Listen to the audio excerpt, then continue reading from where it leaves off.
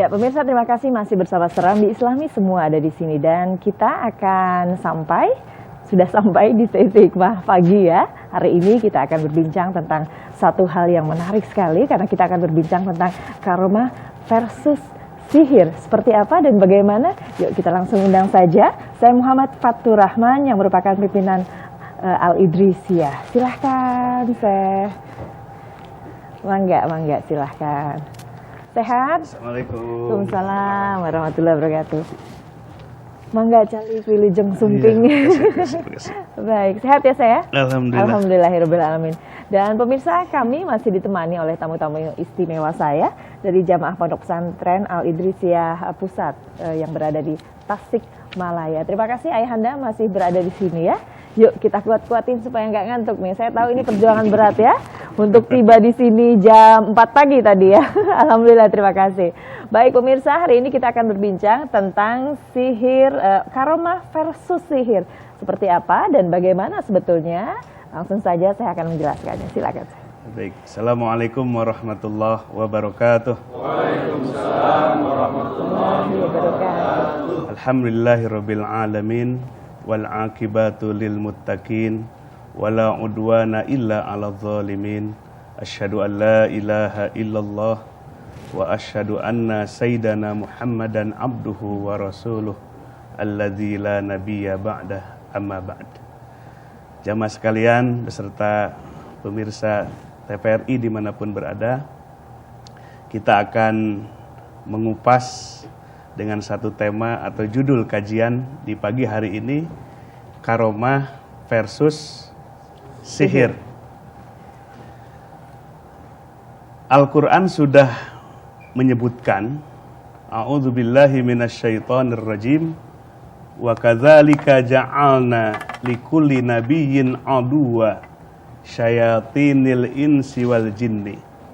Yang artinya demikianlah kami jadikan setiap kami utus nabi, maka di situ ada aduan, ada musuhnya. Siapa musuhnya? Adalah setan manusia dan setan jin. Maka setelah para nabi yang membawa risalah ini, yang melanjutkan risalah ini adalah al-ulama atau para aulia.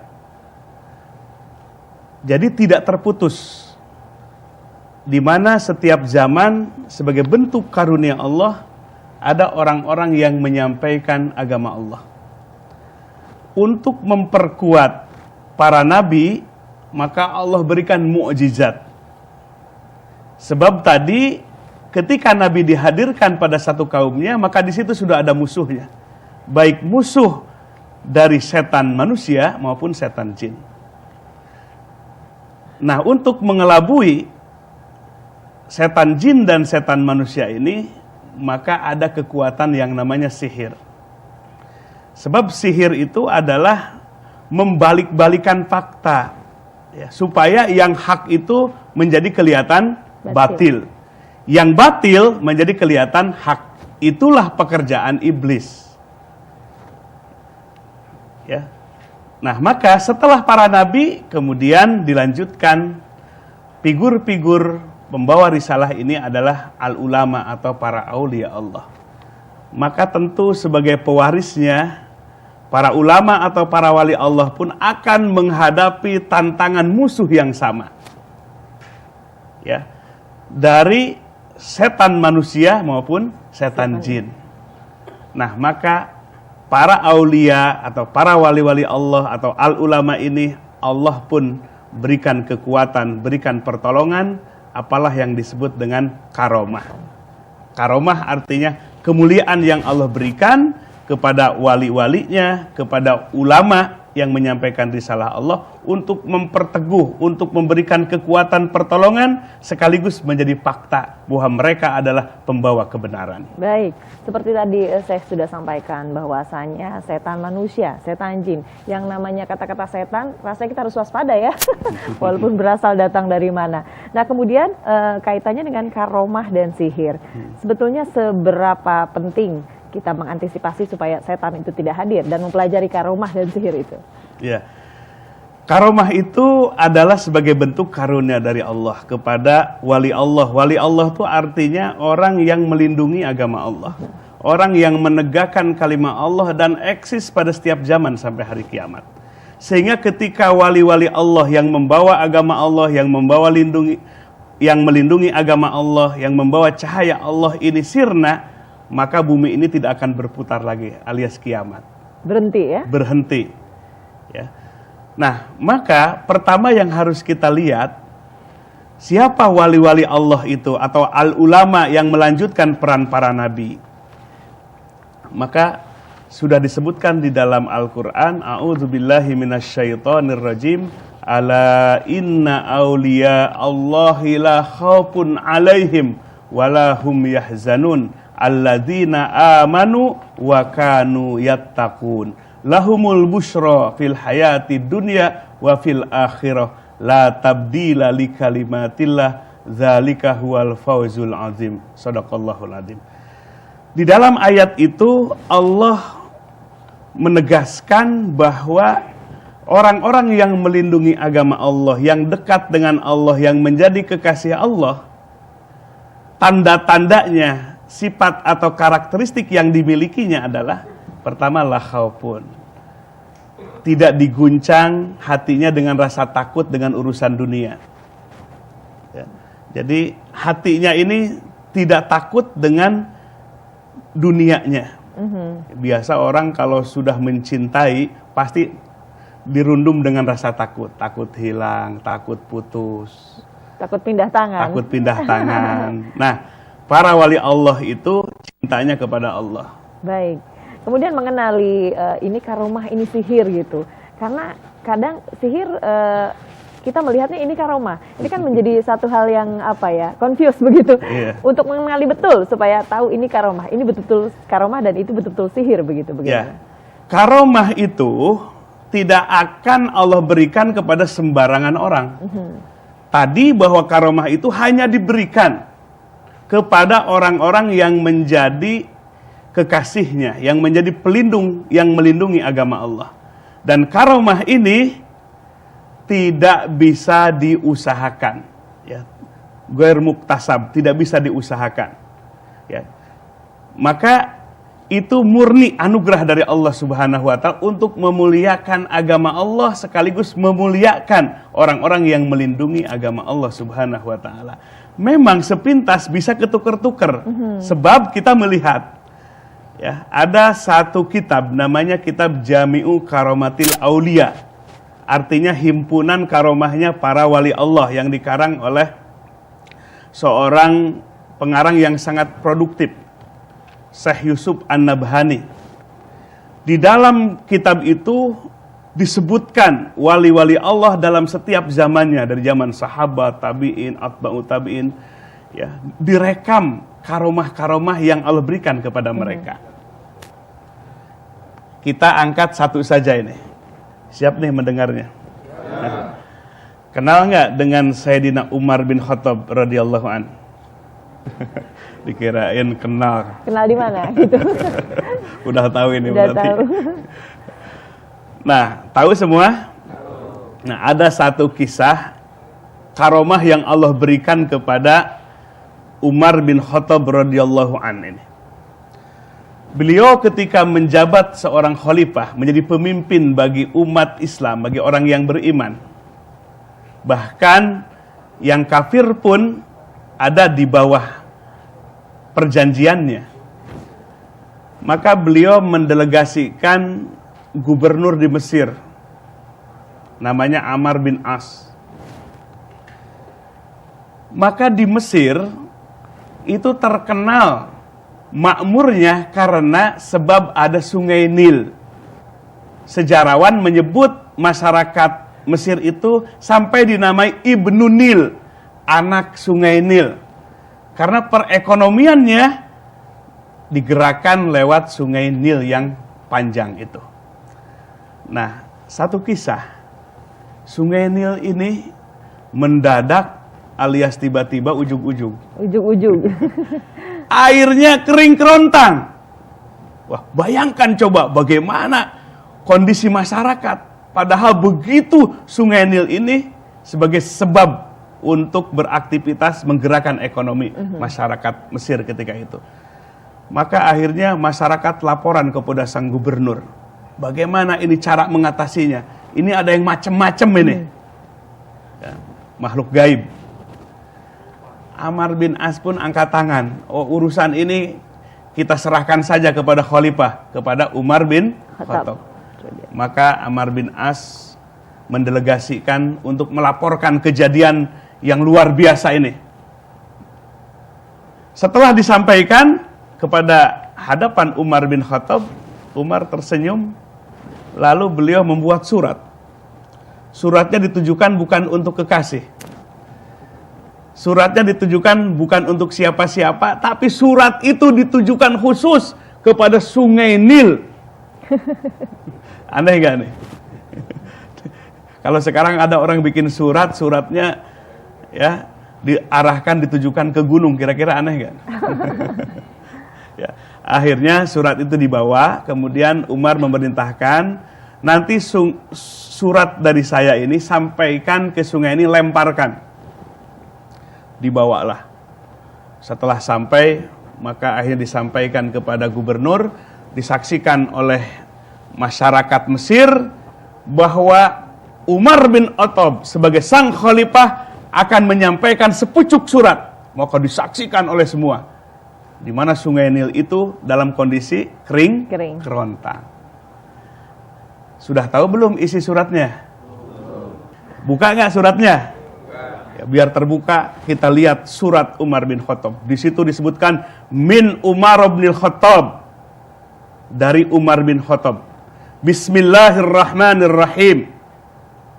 Ya ayyatuhan Nil, in kunti tajri bi kudratillah fajri kama bada'ti, wa in kunti tajri bi nafsik la tajri abada. Manggut-manggut nih, ngerti apa enggak maksudnya nih? Kelihatannya semua Sampai paham nih. Terjemahkan jangan. Artinya surat dari Umar bin Khattab, Bismillahirrahmanirrahim. Hei Sungai Nil, apabila engkau mengalir karena kudrat Allah, karena kekuasaan Allah, maka fajri kama badati, mengalirlah lagi sebagaimana biasa. Tapi kalau engkau mengalir karena kekuasaanmu, karena kekuatanmu, janganlah mengalir selama-lamanya.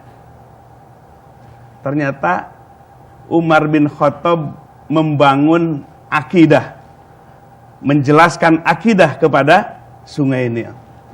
Karena ternyata di situ jin yang apa? Yang akan menggelincirkan manusia. Ya, supaya macam-macam. Supaya yang dilemparkan itu bukan surat seperti tadi Umar bin Khattab, ada kepala sapi, ada kepala kebo, begitu. Pinginnya begitu. Tapi Umar tantang dengan akidah.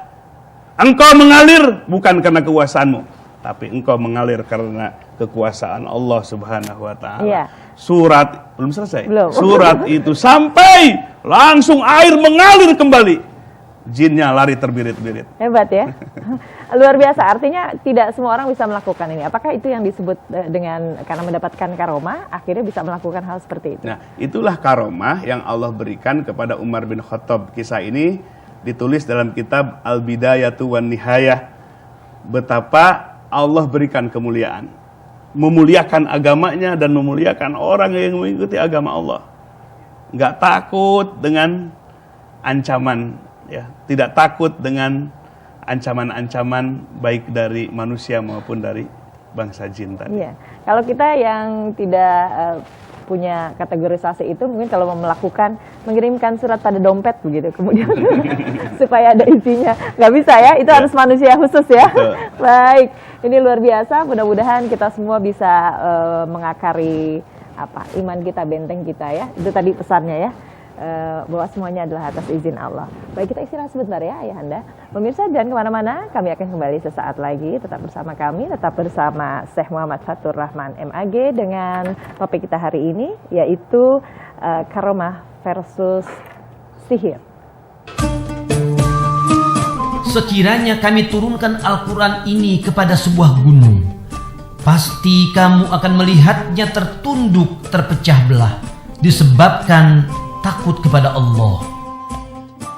Dan perumpamaan-perumpamaan itu kami buat untuk manusia agar mereka berfikir. Quran Surat Al-Hasyr ayat 21.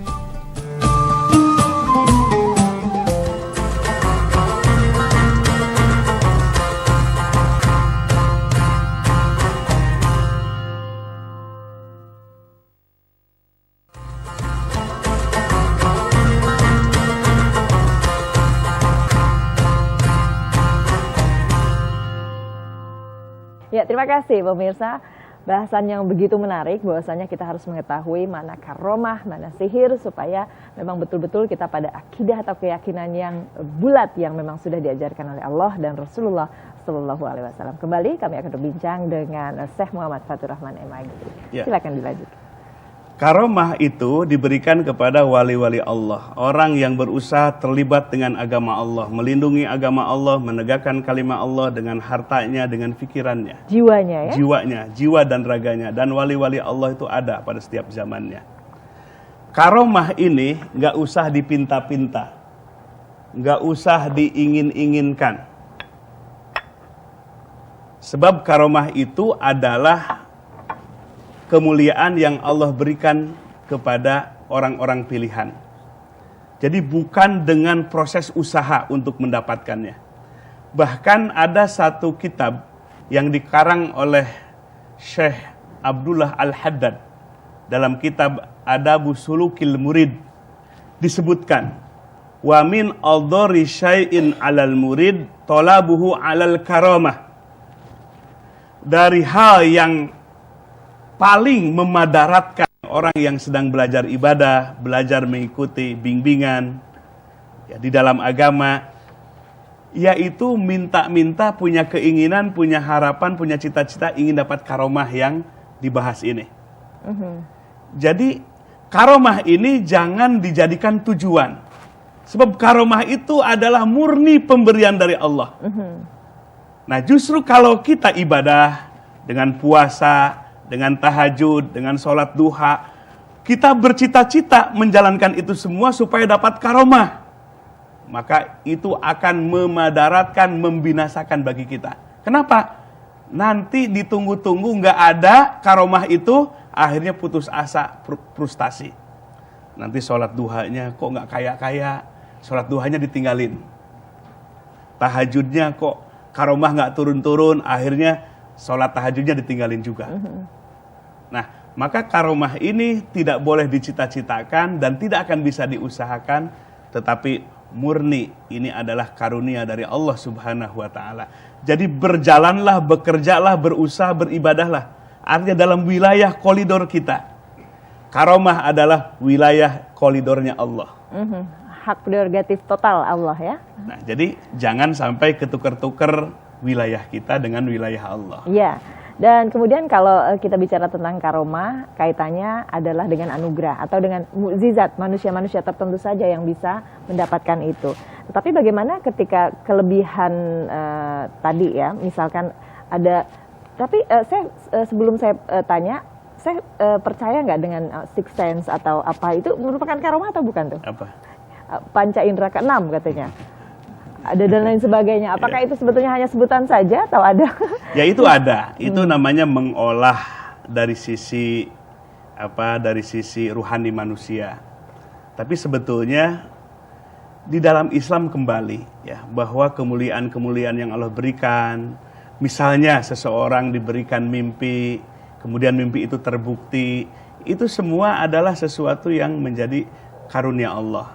Kita jangan masuk ke dalam domainnya Allah. Ya, sebab begini, ulama-ulama sufi terdahulu yang mempakari bidang tasawuf, ya, para mursyid yang membimbing umat kepada pencerahan yang hakiki lewat ilmu tasawuf, akidahnya kuat, kemudian komitmen dengan syariat, dengan fikih. Contoh Syekh Abu Yazid Al-Bustami, ada Syekh Abu Hasan As-Sadzili, ada Imam Al-Ghazali. Mereka memberikan batasan-batasan sekaligus peringatan.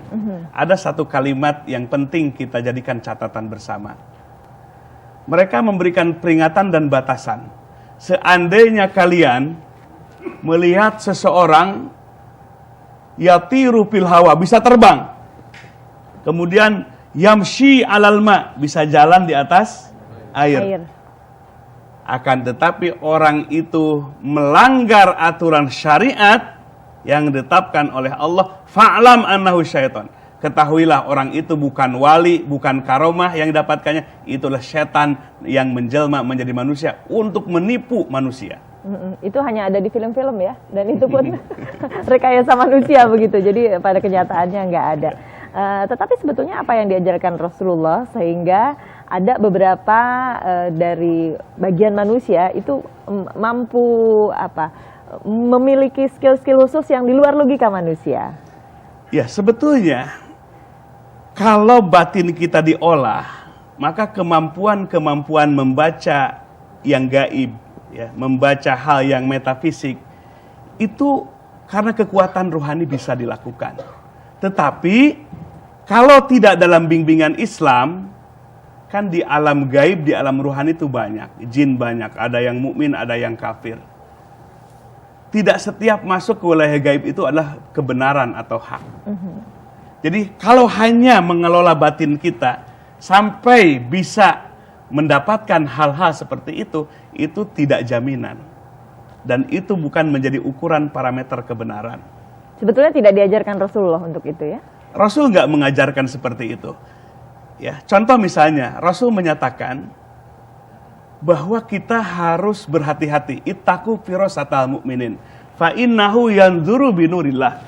Hati-hati dengan firasatnya, gerak-geriknya hati orang yang beriman. Sebab dia melihatnya dengan cahaya Allah. Jadi kalau Allah menganugerahkan kita terus belajar mengikuti bimbingan agama, termasuk ilmu tasawuf, nggak usah dipinta, nggak usah diharapkan. Kalau Allah berkehendak, kita tahu besok Allah akan berikan bencana, Allah akan berikan musibah, kita diberitahu terlebih dahulu, itu adalah kehendak Allah. Jadi karomah ini adalah tidak muktasab, artinya tidak diusahakan, tidak diteorikan, tapi itu semua adalah anugerah dari Allah Subhanahu wa taala. Iya. Semacam mukjizat yang memang tidak bisa direncanakan, itu adalah hak total Allah yang memberikan begitu. Nah, tapi misalkan kalau kita melihat beberapa peristiwa, kok banyak sekali mengatasnamakan Allah, tetapi kita melihat ini bukan cara-cara yang diajarkan Rasul. Sebetulnya gimana nih? Benang merahnya ada di mana, Misnya? Nah, inilah makanya karomah ini versusnya lawannya sihir. Sihir itu ilmu yang diberikan oleh iblis, liuzayyinanna lahum fil ardi wala ugwiyannahum ajmain. Iblis ini sudah mendeklarasikan di hadapan Allah, aku akan hiasi yang batil, yang kesesatan itu seolah-olah kebenaran. Dan aku akan tipu daya seluruh manusia. Nah, sihir inilah sebagai bentuk kekuatan yang hitam, yang batil, yang gelap, supaya memoles-moles yang batil-batil, yang haram-haram. Nampaknya indah sekali, orang tertarik sekali, padahal itu adalah kebatilan. Itulah sihir. Misalnya kalau ada orang bisa menggandakan uang, ya. Kalau uang ada laki-laki perempuannya enggak ya? Ya, kalau uangnya ada laki-laki perempuan mungkin beranak juga. Beranak juga ya? Nah, nggak bisa. Jadi sihir itu mengelabui fakta yang hak malah menjadi dianggap sebagai batil. Yang batil dianggap sebagai sihir. Yang hak. Jadi dibulak-balik, digunta-ganti. Itulah sihir, ya, untuk mengelabui cara pandang, paradigma berpikir manusia. Dan sihir di zaman modern ini tidak seperti sihir di zamannya Nabi Musa alaihissalam. Di zaman Nabi Musa, ya, sihirnya itu kan tukang sihir dari tambang-tambang, dilempar jadi apa? Ular. Jadi ular. Ya. Dihadapkan kepada Nabi Musa, menantang kepada Nabi Musa. Contoh ini mukjizat. Kemudian Nabi Musa pun bawa tongkat. Sengaja nggak tongkatnya supaya jadi mukjizat? malam Jumat bisa dimandiin kembang 7 rupa 7 warna gitu enggak? Dijampe-jampe enggak. Bahkan ketika Allah bertanya kepada Nabi Musa, "Matil kafi yaminika ya Musa." Apa sih yang ada di genggaman tanganmu, hai Musa? Nabi Musa cuma menjawab, "Hiya asoya, ini tongkatku." Untuk apa? Ya untuk menggiring-giring, menghalau binatang ternak. Tapi ketika Allah ingin memberikan mukjizatnya, hanya tongkat biasa saja dilemparkan. Yang mahal tuh tongkatnya atau perintah Allahnya? Perintah Allah. Allah perintahkan tongkat jadi ular besar. Maka jadi ular besar. Jadi bukan tongkatnya, tapi izin Allahnya, tapi perintah Allahnya. Iya, ini kan menjadi satu warning untuk kita. Artinya ketika kita melihat ini karomah atau sihir begitu, feeling apa yang harus ada supaya kita jangan terjebak kepada sihir begitu? Gimana? Jangan piling-pilingan. Jangan piling-pilingan. Ya, jelas. Al-Quran, Sunnah mengajarkan beda jelas sekali, bahkan versus karomah dengan sihir. Tapi karena tadi sihir ini menyilap mata, mengelabui mata, sihir malah disebut karomah. Ya. Wali setan malah disebut wali Allah. Jadi ditukar-tukar. Nah, maka yang menjadi parameter ukurannya adalah Al-Quran. Nah, kembali bahwa karomah itu hanya diberikan kepada orang-orang yang mengurus agama Allah, yang melindungi agama Allah. Ketika terdesak, baru Allah turunkan pertolongannya. Kepada Nabi disebut mukjizat, kepada wali-wali Allah atau ulama disebut karomah. Dan di sisi lain sebagai musuh agama Allah yang akan menghancurkan sendi-sendi agama Allah, ya, iblis dengan pasukannya tadi, setan manusia dengan setan jin, dengan kemampuan sihirnya akan mengelabui manusia. Iya, artinya supaya kita tidak terkecoh begitu. Kalau yang awam, maksudnya kalau yang sudah belajar mungkin tidak terkecoh seperti yang awam. Ini yang awam supaya tidak terkecoh. Artinya apa? Faktor gurunya yang memang harus dilihat. Apakah ini sudah berguru dengan yang betul atau bagaimana? Iya. Kadang salah guru ya. Itu sangat menentukan sekali. Iya. Ya, sangat menentukan sekali. Maka kita ini alhamdulillah bersyukur kepada Allah, di negara yang kita cintai ini ada lembaga-lembaga formil keagamaan. Ada MUI, Majelis Ulama Indonesia, dari pusat sampai ke desa-desa. Kemudian ada Kemenag, Kementerian Agama Islam. Di situ ada bagian penerangan agama Islam. Itu sebetulnya menjadi referensi supaya umat ini nggak kehilangan ulama yang sebenarnya, supaya umat ini nggak terjebak tadi dengan sihir. Dan sihir di akhir zaman ini adalah bagaimana dunia ini bisa menyihir manusia. Ya, nah itu yang menarik. Artinya dunia ini seolah-olah menyihir kita, dan faktor-faktor yang membuat kita mencintai dunia ini kan termasuk sihir nih. Betul. Bisa dijelaskan? Kalau Harut dan Marut yufarriqoni bainal mar'i wa zaujih. Tapi kalau sihirnya dunia, kata beliau, yufarriqu bainal abdi wa rabbih. Bisa memisahkan antara hamba dengan Allah. Masya Allah. Gawat mana, kiamat mana kira-kira ini, Mbak? Dangerous ya. Ini luar biasa. Makanya kehati-hatian kepada sihir yang ada kini selalu ada mengikuti di mata kita nih. Jadi kita harus lebih waspada. Baik, nanti kita kembali ya ke segmen 3 dan kita persiapkan tanya jawab. Pemirsa, jangan kemana-mana, kami masih akan kembali untuk Anda. Tetap bersama kami di Serambi Islami, sebuah ada di sini. Hati-hatilah terhadap prasangka.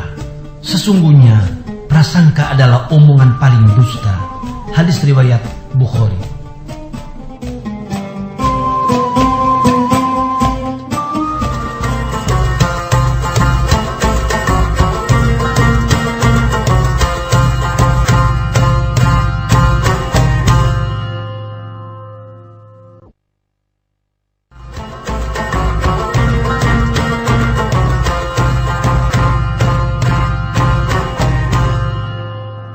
Ya, terima kasih pemirsa, masih berbincang tentang karomah versus sihir. Yang berbahaya tadi yang sudah disampaikan oleh Syekh adalah sihir dunia ya. Jadi sihir dunia ini luar biasa, kita suka tersirat tanpa terasa begitu, kita sudah tersihir. Oleh karena itu bahaya-bahaya ini harus diantisipasi terlebih dahulu sebelum kita tersihir betul-betul oleh dunia. Ya silakan saya. Ya baik jamaah sekalian dan pemirsa TVRI dimanapun berada, sihir dunia ini akan dibawa penyihir-penyihirnya itu dari berbagai level. Ada dari penguasa, pengusaha, ada juga dari tokoh, ya, public figure dan yang lain-lainnya. Sebab tadi sudah disampaikan bahwa yang menjadi musuh Nabi, demikian pula musuh wali-wali Allah adalah syayatinal insi wal jinni.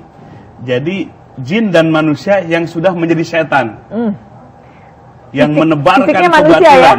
Wujudnya manusia, tetapi membawa misinya iblis. Kelakuannya begitu ya? Kelakuannya, kebijakannya, tindakannya, undang-undangnya, bikin undang-undang dan yang lain-lainnya. Jadi begitu masif dari berbagai aspek yang menjadi setan dari manusia maupun dari jin. Sihir ini untuk mengelabuinya, supaya tadi dibulak-balik, yang didandanin, yang batil dandanin jadi seperti baik dan seterusnya. Nah, maka ini sangat berat sekali, ya, kondisi di mana para pemangku jabatan ataupun yang diberikan kekuasaan ataupun ilmuwan, ataupun ilmuwan bisa kebenarannya itu dijual belikan hanya dengan dunia yang murahan, ilmunya, kekuasaan, otoritas dan yang lain-lain. Faktor apa tuh, Syekh? Kok bisa memperjualbelikan? Semua yang kena sihir, termasuk tukang sihirnya, ya, semua karena hawa nafsunya begitu kuat, kecintaan kepada dunia. Dunia itu yang dimaksudkan apa? Bukan dunia dalam pengertian hanya materi, bisa kekuasaan, bisa pujian, penghormatan, itu semua disebut dalam ilmu tasawuf, disebut sebagai dunia. Nah, ketika manusia dikelabui oleh hawa nafsunya, cinta kepada dunia yang berlebih-lebihan, maka itu sebetulnya adalah sedang tersihir dengan dunia. Waspadalah ya. Jangan-jangan kita orangnya ya. Nah, jadi begitu masif. Maka inilah panggung kehidupan dunia, dan kita dihadirkan dalam panggung kehidupan dunia. Allah menguji apakah jalan kebenaran yang ditempuh atau sebaliknya jalan kebatilan yang ditempuh. Jadi hanya dua jalan, ada jalan kebaikan, ada jalan keburukan, ada karomah, ada sihir. Jadi inilah yang berhadap-hadapan, dan kita ini semua dihadapkan oleh Allah untuk memilih dan memilahnya. Kita kuat-kuatan ini ceritanya ya. Baik, untuk lebih melengkapi kebersamaan kita, yuk kita tanya jawab supaya mungkin nanti terwakili dari salah satu pemirsa nih, pertanyaan dari bapak-bapak di sini. Silakan dari sebelah kanan atau kiri yang sudah punya pertanyaan. Assalamualaikum warahmatullahi wabarakatuh. Waalaikumsalam warahmatullahi wabarakatuh. Ingin bertanya kepada Syekh, tadi sudah dijelaskan mengenai cinta dunia dan sihir. Dan pertanyaannya, kenapa tabiat manusia itu teramat cinta dengan dunia sehingga nekat melakukan cara pintas, baik kriminal atau melalui jalan memakai sihir gitu, Syekh? Ya. Terima kasih atas jawabannya. Wassalamualaikum warahmatullahi wabarakatuh. Waalaikumsalam warahmatullahi wabarakatuh. Langsung dijawab saja, Syekh. Manusia diberikan dua potensi besar. Potensi kepada kebaikan, mengarah kepada kebenaran, hati dan akalnya. Dan yang kedua, karena Allah menguji kepada manusia dalam kehidupan dunia, Allah pun beri potensi keburukan berupa hawa nafsu. Apa hawa nafsu? Keinginan-keinginan diri. Nah, keinginan-keinginan diri ketika tidak dimanage dengan baik, maka pasti keinginan itu akan berlebih-lebihan. Jadi keinginan manusia atau hawa nafsu itu keinginannya suka berlebih-lebihan. Kadang nggak masuk akal, nggak rasional. Contohlah misalnya, ini contohnya cuma satu Mbak Wulan nih. Ini kan kalau biasanya ibu-ibu suka dengan shopping. Iya, big sale. Yo, apalagi lihat big sale, matanya melotot terus. Coba lihat, perhatikan ya. Kalau ngikuti keinginan, kayaknya semua pengen dibeli semua. Betul. Tapi coba perhatikan kemampuan kita, kan terbatas. Kemampuan dan kebutuhan. Kebutuhan terbatas. Nah, orang yang terbelenggu dengan hawa nafsu mengikuti keinginan yang tidak terbatas tadi, sementara kemampuan kita terbatas. Maka dalam ilmu tasawuf, manage hawa nafsu kita. Ya, kali-kali penjarakan. Ya, kalau udah macam-macam keinginannya. Gembok. Atur, manage, didik, tundukkan hawa nafsu. Supaya apa? Supaya hidup ini bukan mengikuti hawa nafsu, tapi kita memenuhi keinginan Allah. Keinginan Allah itu pasti memuliakan kita. Tapi keinginan hawa nafsu justru tadi berlebih-lebihan bisa mencelakakan kita. Ya, jadi kenapa tadi mendominasi ya? Karena tadi hawa nafsunya lebih besar begitu ya daripada ketaatannya. Baik, yuk selanjutnya pertanyaannya dari kiri. Ya. Assalamualaikum warahmatullahi wabarakatuh. Waalaikumsalam warahmatullahi wabarakatuh. Saya mohon penjelasannya. Pernah dengar itu saya bahwa istiqomah dalam beribadah itu lebih baik daripada 1000 karomah katanya. Itu mohon penjelasannya bagaimana itu? Terima kasih. Iya, baik. Terima kasih. Satu dulu. Ya, langsung aja. Ya, baik. Terima kasih atas pertanyaannya. Para ulama, ini adalah ungkapannya ulama ahli tasawuf atau para mursyid. Ketika murid-muridnya biasakan suka pingin yang aneh-aneh, yang macam-macam. Tadi pingin karomah, Yang beda gitu ya. yang aneh-aneh. Hal-hal seperti itulah hawa nafsu selalu tumbuh keinginannya. Nah, maka para ulama sufi, para mursyid begitu cerdas mendidik murid-muridnya atau jamaahnya atau umat ini supaya kembali kepada koridor, mengikuti aturan dan bimbingan agama yang sesungguhnya. Jangan berharap-harap seperti itu. Maka mereka menyampaikan satu statement yang sangat terkenal bahwa al-istiqomatu fil ibadati khairun min alfi karomah. Artinya, istiqomah di dalam beribadah, konsisten di dalam beribadah justru lebih baik daripada 1000 karomah. Nah, dengan statement ini supaya menunjukkan umat, murid, jamaah konsen dengan tugas kita, konsen dengan kewajiban kita, mengistiqomahkan, mengoptimalkan ibadah kita. Urusan karomah, Allah tidak akan salah memberinya. Jadi mengembalikan kepada umat supaya kembali kepada kewajiban. Domain kita adalah mengabdi kepada Allah, mengikuti bimbingan Allah dan Rasulnya. Iya. Apalagi kalau diikuti dengan syarat-syarat begitu ya untuk mendapat karomah, itu kan banyak juga diinformasikan oleh gurunya. Berarti hati-hati dengan guru yang salah. Baik. Ya, dan masih ada pertanyaan lagi, silakan. Assalamualaikum warahmatullahi wabarakatuh. Waalaikumsalam warahmatullahi wabarakatuh. Nama saya Muhammad Andi. Iya, Syekh, izin bertanya. silahkan. Tadi telah disampaikan bahwasannya karomah bagian dari karunia Allah. Yang ingin saya tanyakan adalah bagaimana upaya hamba supaya Allah mendatangkan karomah sebagai pertolongannya dalam menghadapi ujian hidup. Terima kasih. Wassalamualaikum warahmatullahi wabarakatuh. Waalaikumsalam warahmatullahi wabarakatuh. Karomah itu wilayahnya Allah, domainnya Allah. Dan Allah adalah adil. Allah sangat mengetahui mana yang layak ditolong, mana yang layak diberi karomah, dan mana yang gak layak mendapatkan karomah atau pertolongan Allah. Jadi kewajiban kita, konsentrasi kita, konsen kembali kepada domain wilayah kita. Bagaimana kita mengevaluasi, memperbaiki dan meningkatkan nilai-nilai tatanan ubudiyah kita, pengabdian kita kepada Allah Subhanahu wa taala. Perbaiki ibadah kita yang hablu minallah kepada Allah.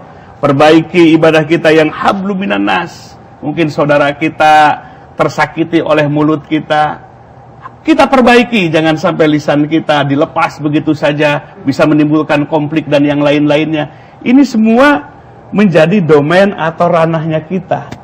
Bagaimana terus memperbaiki dan meningkatkan ibadah baik dalam konteks hablu minallah yang vertikal maupun habluminanas yang tatarannya horizontal. Baik, sebelum kita berpisah tentunya ada satu kesimpulan yang begitu teramat penting untuk kita semua dan untuk Anda pemirsa tentang karomah dan sihir ini versus sihir ini supaya kita bisa lebih hati-hati dan bisa membedakan serta terhindar ya dari yang betul dan yang salah. Silakan.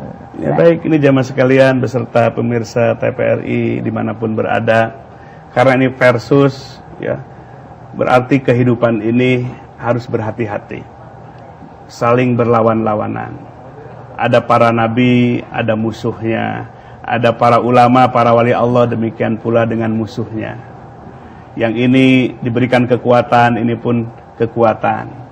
Maka kita pastikan diri kita, setiap diri kita ada dalam siratal mustaqim, jalan yang lurus.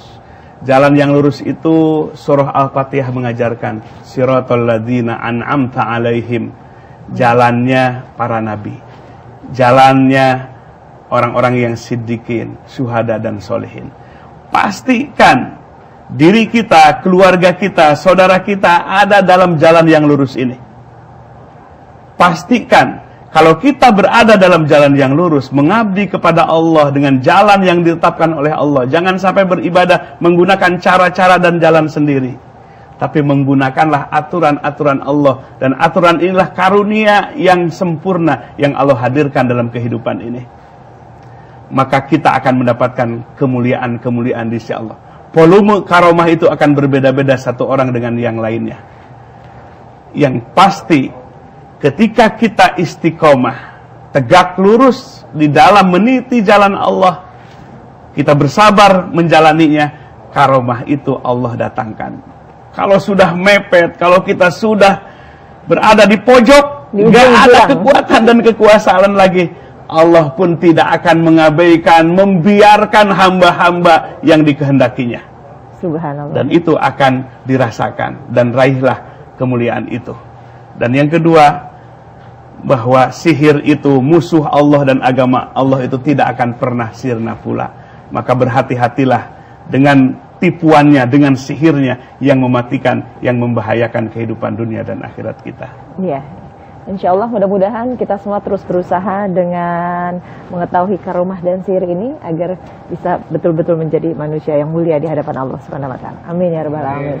Baik, rasanya masih ingin bersama dan masih ingin membahas ini. Saya juga masih ingin ini ya, penasaran gitu. Ini cinta dunia luar biasa nih. Menakutkan.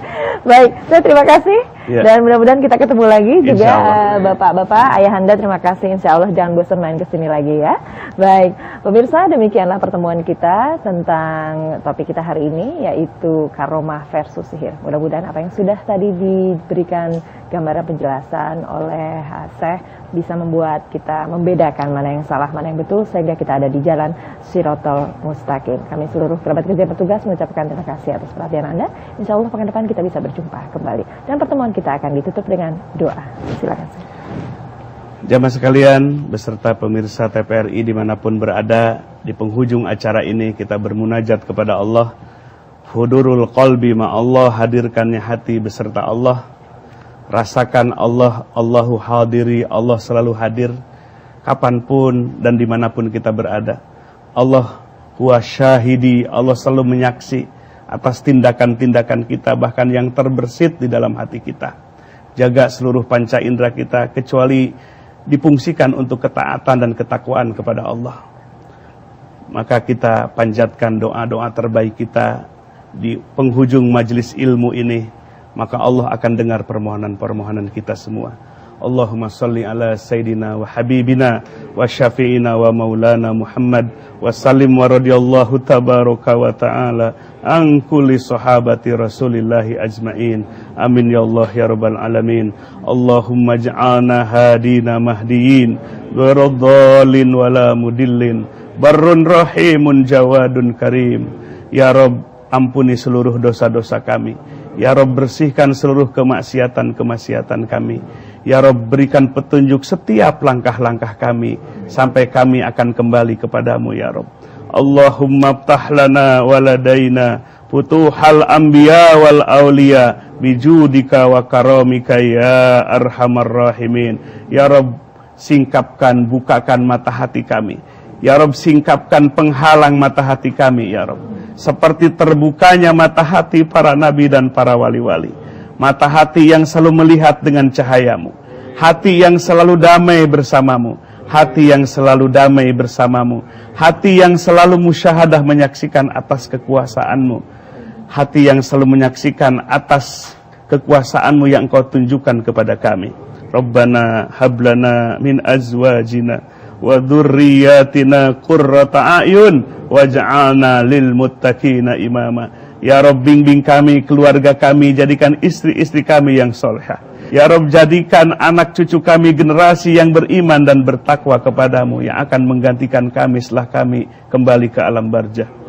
Subhana rabbika rabbil izzati amma yasifun, wa salamun alal mursalin, walhamdulillahi rabbil alamin. Ya Nabi